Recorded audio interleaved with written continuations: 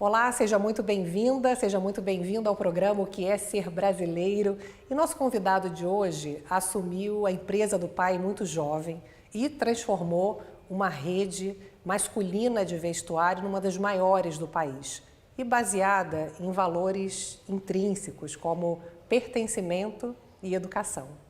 Pois é, a gente está falando de Richard Stade, da Aramis. Muito obrigado pela sua presença, Richard. Obrigada, É um Richard. prazer receber vocês aqui na nossa casa. Ah, delícia. Delícia mesmo.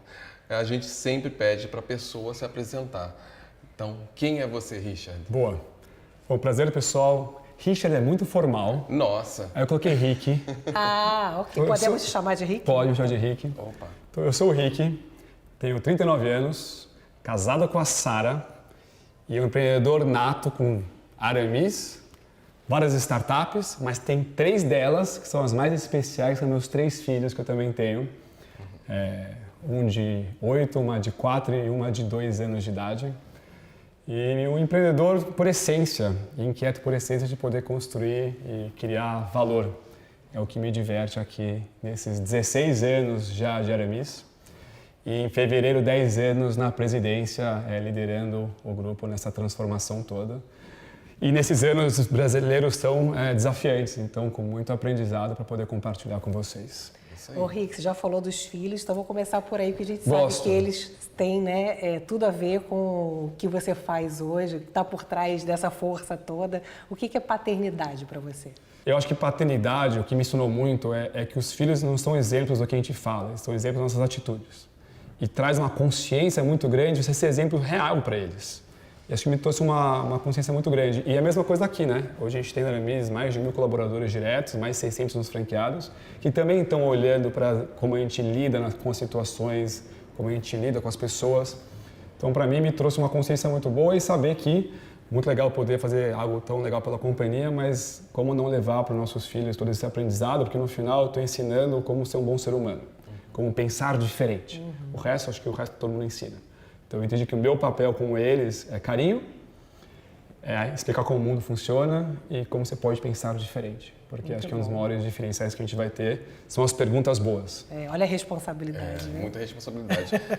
Que valores você acha assim que você trouxe da sua família, da sua criação, que você faz questão de passar para os seus filhos? Bom, acho que o primeiro é tratar todo mundo bem. É simples assim, todo mundo é ser humano, a gente tem que tratar todo mundo bem, independente do que quer que seja. Então, acho que a primeira base para mim é esse.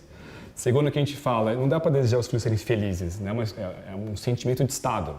Então, a gente fala em casa arque com as suas escolhas. Qualquer decisão que você tome, arque com a escolha da sua decisão. Então, é um dos valores que a gente ensina em casa, porque traz consciência e responsabilidade, que eu acho bem importante. Então, acho que são os meus principais valores que eu, junto com a Sara, que é minha esposa, a gente traz para a família. O que você acha que a paternidade trouxe para você? Eu acho que quando você se torna pai ou mãe, você se transforma como ser humano. Você tem hoje uma responsabilidade de 3 seres humanos incríveis que dependem de muito do que, como a gente trabalha, dos valores que a gente traz para casa, da responsabilidade que a gente tem e de ser um exemplo para eles. De uma maneira positiva, né? Porque a gente sabe que eu também vim de segunda geração de empresa, tem muita comparação. Então, o meu lugar é de fortificar a base e a essência deles como indivíduos. Acho que isso é muito importante, especialmente quando você tem uma trilha de sucessão familiar, onde as pessoas comparam muito com o pai. Né? Eu vivi muitos anos isso, hoje em dia obviamente menos, mas lá no começo era muita comparação. Sim. Então, a gente tem que forçar e preparar os filhos para eles serem os indivíduos únicos. É importante isso. E você acha de que forma esse conjunto de valores que você está descrevendo, você transporta isso para a empresa? Boa pergunta também. Quando eu resolvi que eu vim para ficar, né, eu comecei a trabalhar, todo começo tem seus desafios. E um dia eu falei, tá bom, vou ficar aqui por muitos anos. Aí veio a pergunta mais importante. Qual era a cultura que eu gostaria de ter? Porque uma coisa que eu aprendi com o tempo a pior coisa do mundo que tem, você tem que colocar camada de proteção, uma máscara sobre a sua essência, porque você está vendendo o que você não é. Então eu fui para dentro e falar, quem sou eu? Quais são meus valores? Porque eu quero ser eu aqui com vocês, numa reunião, onde quer que seja, eu sou eu. Então eu fui atrás de entender isso. E aí o meu consenso foi, primeiro parte, gente do bem. Parece bobo, mas acho que uma cultura depende da qualidade humana das pessoas que você tem. Parece bobo? Nada bobo. Eu levo muito a sério, gente do bem. Então, nas minhas entrevistas, eu estou olhando não só se tem competência técnica, Lógico. é se culturalmente vai encaixar no que eu acredito. Claro. Segunda coisa é gente inquieta, por essência. Eu sou uma pessoa inquieta e eu preciso de gente que também tenha esse desejo de inquietude, de transformação, que é importante. Terceira coisa é questionar, mas com humildade, para criar conexão e não atrito. Acho que uma empresa que não questiona não evolui. E o último, para mim, é o intraempreendedorismo. A gente tem, sim, hoje um negócio com um tamanho relevante, mas da real, o que a gente vai fazer, a gente vai dobrar em 3 anos de novo. Então, eu preciso ter gente empreendedora aqui que quer construir. Então, eu brinco que vem trabalhar na Aramezinho, que é um MBA, porque você vai se envolver em muito mais do que você foi na sua própria área, mas aprendi que eu agora não posso falar MBA estendido, porque MBA dura 2 anos. Então, a gente tem que as pessoas durem mais que 2 anos aqui. Então, virou um MBA estendido. Então, o que a gente oferece é um espaço onde as pessoas possam se desenvolver, tocar projetos, se engajar, e essa é a cultura que eu acredito. Você está falando muito disso, de você ser empreendedor, de você ter iniciativa e tudo mais, e isso está muito ligado com educação. Eu queria saber qual é a importância e o impacto disso tanto na sua família, né, com seus filhos, como também na sua empresa. Quando a gente tem um sonho de construir algo, a gente tem que olhar para a capacitação das pessoas. Então, a gente tem um time de RH hoje que está olhando todos os desafios que a gente está colocando nos próximos 3 anos e fazendo um trabalho para entender do time que a gente tem, quem tem essas capacidades e quem a gente tem que contratar e quem a gente tem que treinar para preparar a pessoa para estar aqui nessa empresa.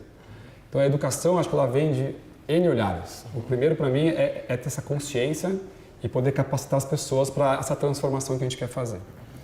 Segundo, uma coisa que eu acho importante, que eu aprendi com um mentor meu, é que cada um aprende de um jeito. Eu aprendo muito conversando e eu aprendo rápido.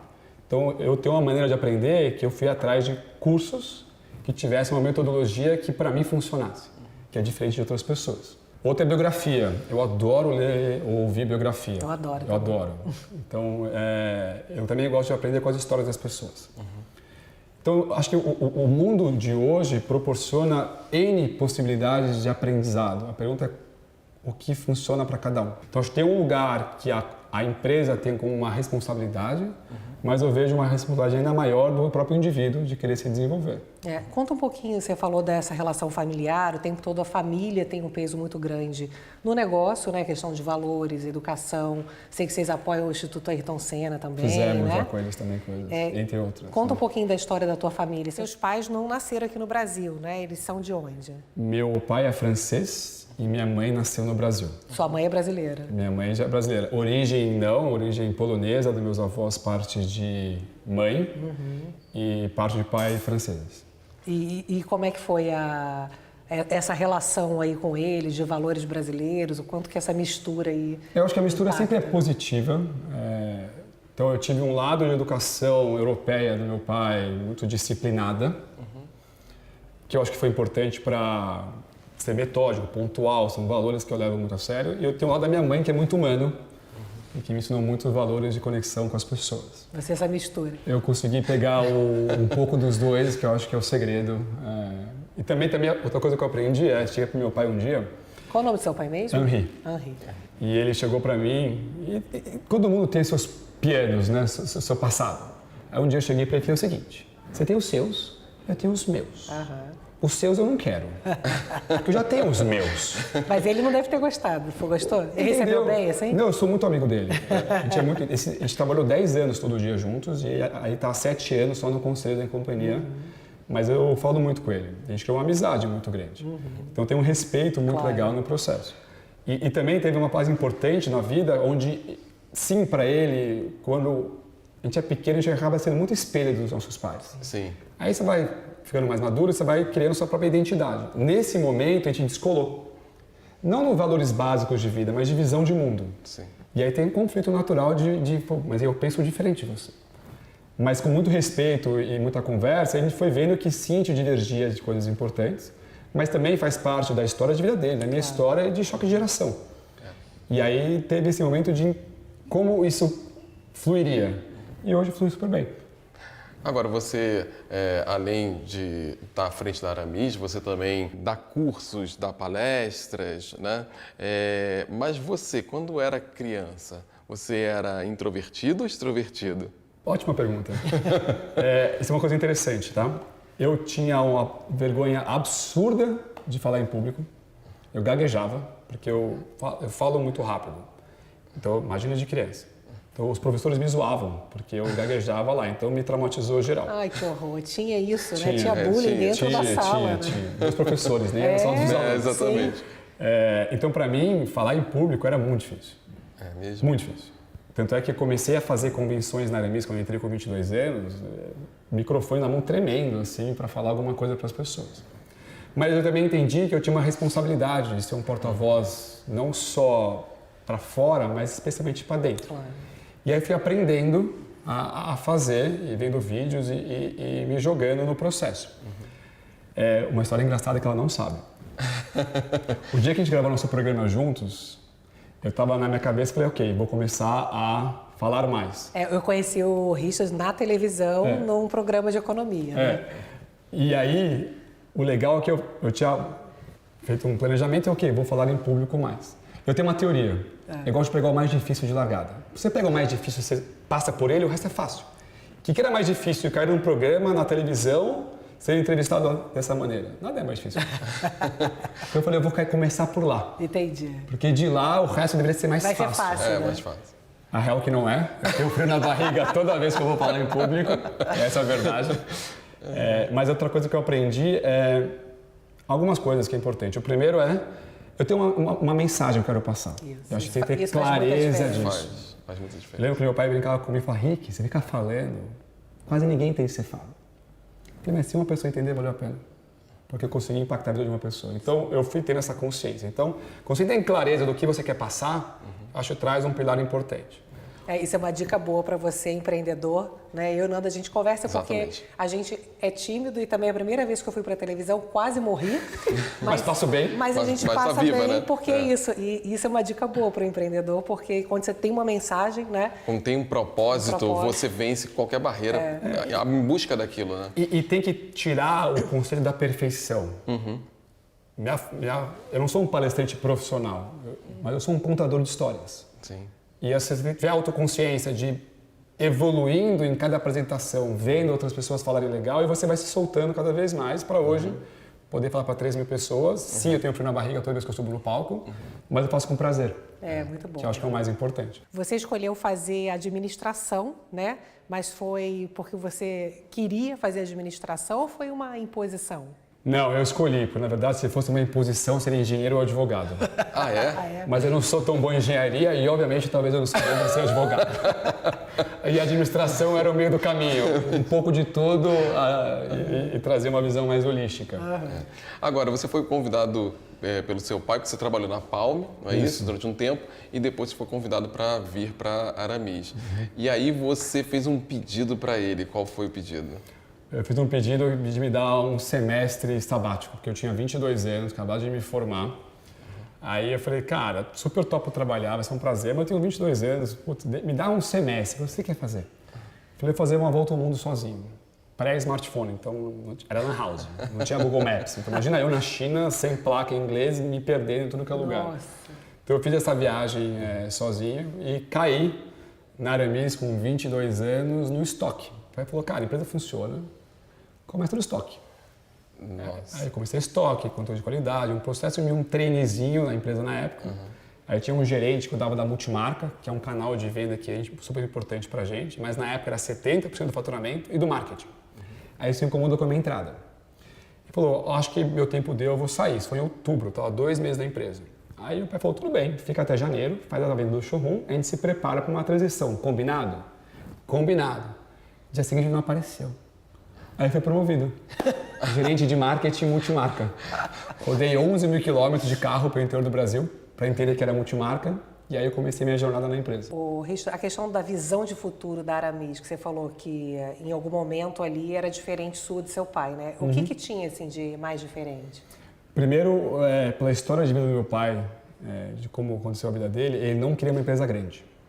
Ele falou, eu não quero uma empresa grande que o meu dinheiro não possa ser suficiente para suportar a companhia. Eu falei, maravilhoso, então eu vou embora. Ele falou, como assim? Eu falei, eu não vim aqui para não fazer nada, você não precisa de mim, a empresa funciona. Então, ou a gente faz para crescer esse negócio, ou você não precisa de mim. Então, começou na base fundamental ele não imaginava ter uma empresa desse tamanho. Porque para a cabeça dele, ele não precisava disso. Uma coisa que eu respeito, acho que é legal falar para empreendedores, isso que é importante, hoje eu tenho mais consciência, eu entendo, não é todo mundo que tem que ter uma empresa grande. Você pode ter uma empresa menor que flui bem, que você está feliz, você ganha seu dinheiro e está ótimo. Todo mundo quer ter uma coisa gigantesca. O que eu aprendi é que você não precisa. Mas se você quiser, no meu caso eu quero, você tem que correr atrás. E aí foi toda uma mudança de mentalidade para preparar uma companhia. E eu falo, já que falo de empreendedores, tem empresa familiar e domiciliar. Sabe a diferença? Não. Domiciliar é uma bagunça. Família, processos, não tem. Familiar tem o DNA familiar com governança corporativa. Ótimo. Então a minha cabeça sempre foi essa. Eu preciso ter uma empresa que sim tem história, tem legado, tem DNA familiar, mas a governança dela é preparada como as melhores do Brasil.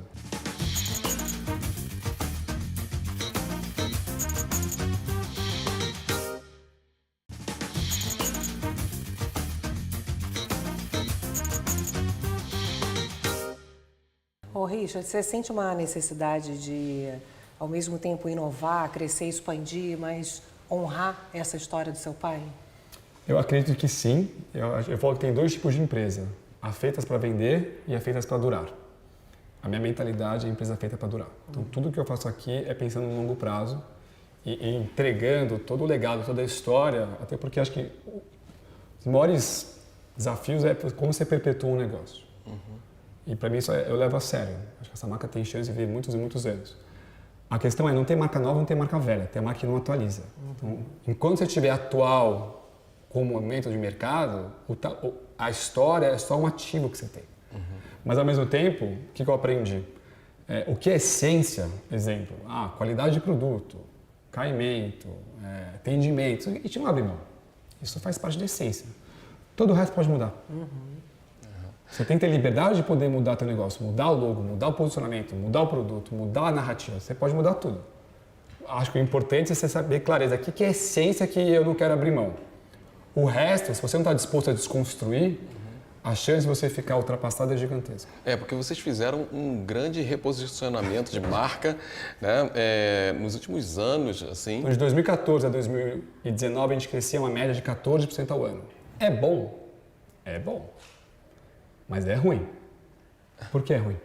Você não tem coragem de mudar radicalmente o teu negócio se você vai bem. Aí quando veio a pandemia, que o varejo de moda sofreu muito, foi meu momento de falar, eu tenho duas opções. Ou eu vou puxar o freio de mão, sentar e esperar, ou eu vou transformar. Minha cabeça não consigo parar, esperar, não faz sentido. Então a gente entrou numa onda muito complexa, porque eu falei, vou reposicionar tudo. Então eu mudei o logo, o posicionamento, o sortimento, o layout de loja. A gente contratou 100 pessoas na pandemia, porque a hora que tudo fecha, todas as suas fragilidades aparecem. Claro. Então eu entendi que tinha áreas que eu tinha que reconstruir elas. Qual era o desafio? Fazer isso tudo com tudo fechado. E depois apertar um botão, apertar valendo e tem que dar certo. Então qual era o risco? O risco era a gente fazer esse reposicionamento, não trazer clientes novos, e perder os antigos que não conectaram com o reposicionamento de marca. Então tinha uma complexidade grande. E se você pegar o nosso número de 19 para 23, e eu corto o 20 fora, porque o 20 foi o ano da pandemia, a gente dobrou de tamanho. Que legal. Então é legal ver que um negócio que tinha 25 anos, ou seja, considerado um negócio maduro na curva de vida de uma companhia, mostrar que dava para dobrar de tamanho. Só que se a gente fizesse sutil o movimento, a gente não teria dobrado. Assim, eu vendo de fora, era uma marca mais tradicional. Sim. E que ficou também um pouco mais moderna, é isso? Sim. Eu falo que posicionamento não é o que eu acho, que acham de mim. E eu achava que eu tinha uma marca moderna. Vou dar o meu depoimento. Eu virei cliente da marca nos últimos anos e meu filho hoje é cliente da marca com 18 anos. É isso aí. É do avô até o nosso É uma marca filho, de geração para geração. Isso é bem legal. É bem legal isso. E uma coisa que eu trabalho, eu não trabalho por idade. Você pega Netflix, Facebook, ninguém trabalha por idade, é por atitude. Você tem 18, você tem 40 e poucos anos, ou 70, mas se conectar com a marca é o que importa. Gente, ter atitude, olha que lindo, adorei essa frase. É muito, olha, gente, agora dá para comprar a Mise, agora total. Quem tinha dúvida, né? Quem tinha dúvida, a gente resolve com a dúvida. 70 ou com 20, você compra não pela sua idade, mas pela sua atitude. É isso. Eu achei forte. Mas é isso. Tem gente de 70 anos que está no auge da idade, animado, sentindo jovem. Por que tem uma roupa de velho? Exatamente. E aí foi um aprendizado importante. Como a gente faria para transformar um negócio que era conhecido por qualidade, caimento, mas uma empresa tradicional, talvez até ultrapassada no tempo, que eu ouvi depois. Para um reposicionamento, o que a gente fez? Eu continuei com qualidade, com tudo que eu tinha, só que eu joguei para um casual. Então eu posicionei a marca num casual sofisticado. Eu falei, eu quero ser um casual que bebe do legado, do DNA, de uma marca que tinha uma prataria, caimento, qualidade, só que casualizando para a realidade do consumidor de hoje. Sim. Então essa foi a sacada, foi levar a marca desse lugar para esse território. Esse território não tem quase nenhum concorrente.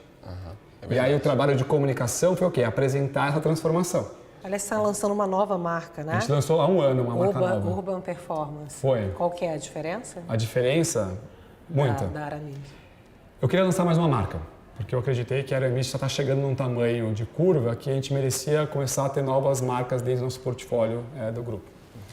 Aí veio a pergunta, o que lançar? Aí volta a mentalidade inquieta. Eu falei, eu quero fazer o que ninguém fez. Lançar mais uma marca que já existe no Brasil, cadê a graça?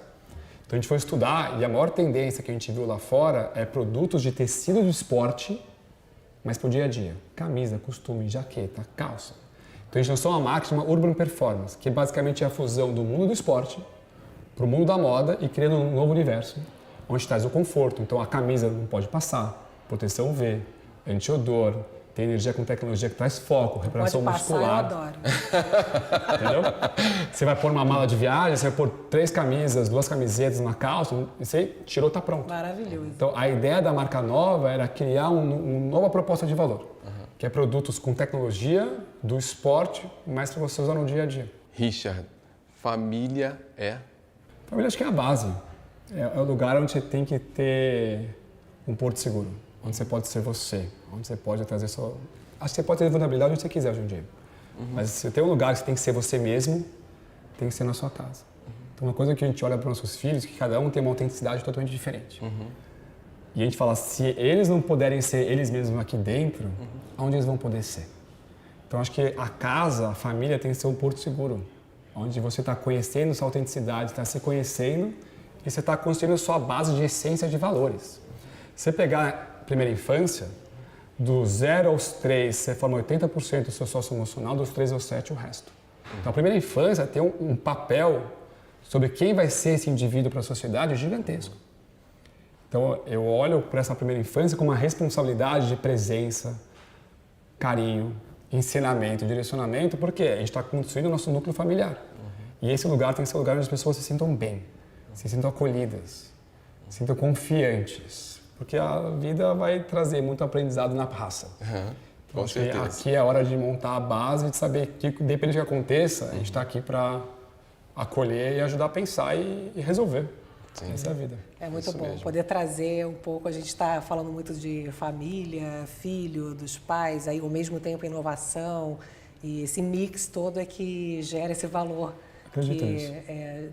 Trouxe a gente para vir até aqui te conhecer de pertinho, né? Eu já conheci, o Nando está conhecendo hoje, e a gente vai para o finalzinho do programa, porque aquela pergunta sempre final, Rick, o que é ser brasileiro? Ser brasileiro é acreditar. Acho que brasileiro é um empreendedor por essência. Tanto é que quando a gente viu esses últimos anos o mundo inteiro se perdendo com inflação, com complexidade, para a gente é a nossa realidade. Então, acho que o brasileiro tem um dom de ser empreendedor, de ser sonhador, de correr atrás, de construir, que eu acho que é maravilhoso. E eu vejo muito isso por ser brasileiro. A gente tem que acreditar e a gente tem que ter coragem de empreender e fazer acontecer. E no final, eu acredito muito que o Brasil é feito pelos brasileiros. Então, acho que a nossa responsabilidade é empreender, construir valores, gerar emprego, gerar conexão com as pessoas. E isso é ser brasileiro para mim. É viver com a sua essência, pelo seu país e criando oportunidades. E o Brasil tem muita oportunidade. Ixi, que delícia essa conversa. Queria ficar aqui batendo papo, mas a gente tem que entregar, né? Porque tem, né, a programação. Mas foi muito bom. Quero já te convidar para a gente continuar esse papo, porque tenho certeza que foi aí uma inspiração e também nesse fim de ano uma mensagem de força, né, para muitos empreendedores aí que nessa reta final, né, de Natal, ano que vem, né, projetando o ano que vem, né, já nesse processo já, isso é muito importante, essa mensagem é muito importante. Trazer essa sua força foi bom demais. Adorei receber vocês aqui em casa. Muito obrigada. Obrigado. Muito bom. Obrigado. Valeu. Obrigada. Obrigada a você por estar sempre aqui com a gente. Até o próximo. Tchau.